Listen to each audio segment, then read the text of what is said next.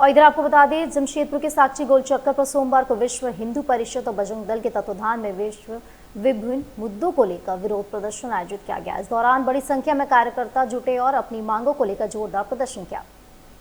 प्रदर्शन में शामिल वक्ताओं ने कथित लव जिहाद, अवैध गतिविधियों, भूमि कब्जा और समाज के विभिन्न वर्गों, विशेषकर हिंदू और जनजातीय समुदायों के प्रति हो रहे उत्पीड़न जैसे मुद्दों को उठाया। उन्होंने इन विषयों को गंभीर बताते हुए प्रशासन से ठोस कार्रवाई की मांग की है।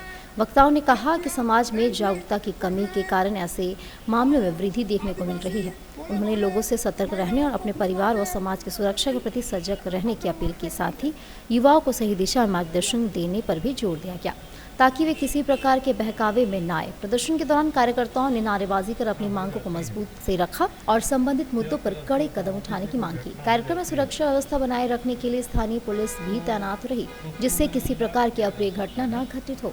आयोजकों ने कहा कि यदि उनकी मांगों पर उचित कार्रवाई नहीं की जाती है तो आने वाले दिनों में आंदोलन को और भी व्यापक रूप दिया जाएगा।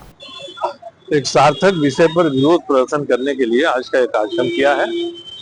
इन्होंने मुझे भी बुलाया है यहाँ, इसलिए मैं इनके बुलाने पर यहाँ आया हूँ, कार्यक्रम में शामिल हुआ हूँ।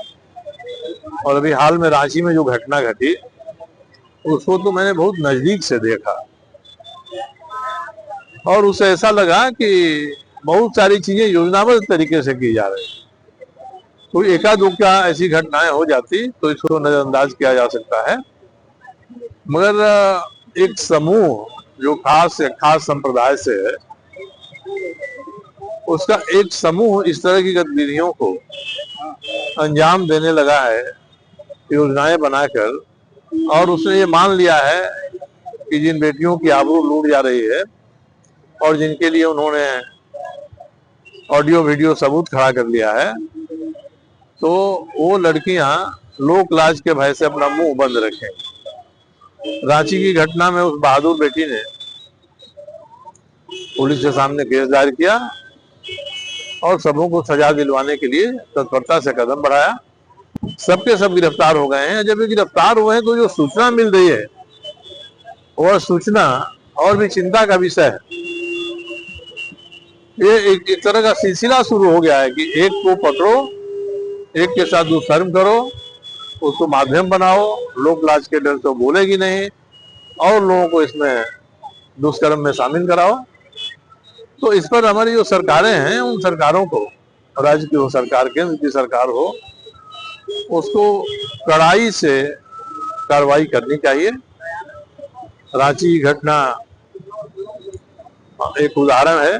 अब हम लोगों को देखना है कि यहाँ की सरकार इस मामले में क्या करती है, कितना आगे जाती है। तो आज का यह कार्यक्रम हिंदू समाज के भविष्य के लिए या भारतीय समाज के भविष्य के लिए और आतताइयों और दुष्कर्मियों के खिलाफ कार्रवाई करने के लिए एक महत्वपूर्ण कार्यक्रम है।